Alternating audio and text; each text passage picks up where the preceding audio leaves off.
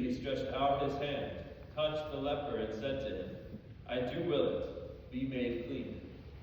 The leprosy left him immediately, and he was made clean. Then, warning him sternly, he dismissed him at once. Then he said to him, see that you tell no one anything, but go, show yourself to the priest, and offer for your cleansing what Moses prescribed. That will be proof for them.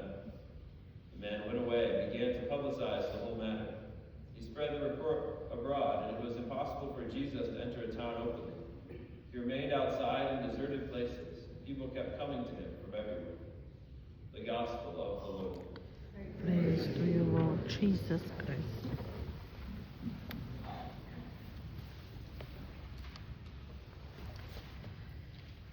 What do we do when our prayers aren't answered how we thought?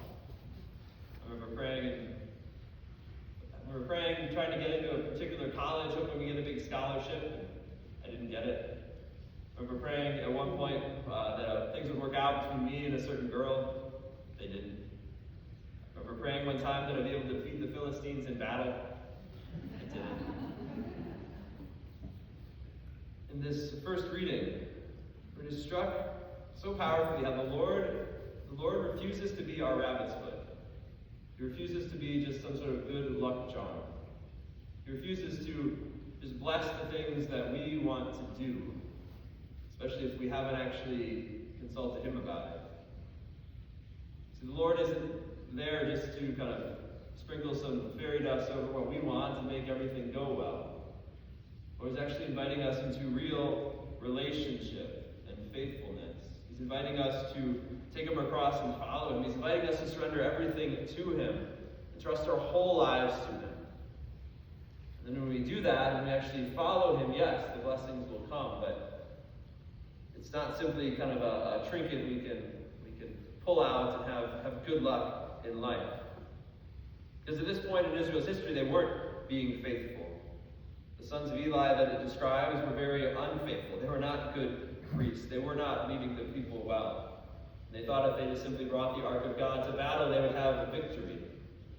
But they weren't actually following the Lord. They weren't actually seeking to have the Lord be at the center of their life as a kingdom, as a people. And so ultimately the Lord would not be their plaything. It wouldn't be just something they could control to have good luck. He had so much more in mind for them. It even meant that they had to then lose this battle. Sometimes the Lord does that to us.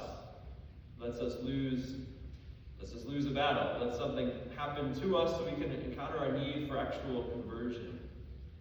Which isn't easy. It's easier maybe to blame God and say, God, why didn't you help me? Sometimes there's an invitation to faithfulness, and to actually, what are the parts of our life I'm not actually willing to surrender to the Lord? And those parts are actually holding me back from actually living in the abundance of life God has for me. Not something the Lord is doing to us, but in some ways we're doing to ourselves when we're trying to hold the Lord at a distance and just hope that he's going to bless what we want, rather than truly surrendering to what he has for us.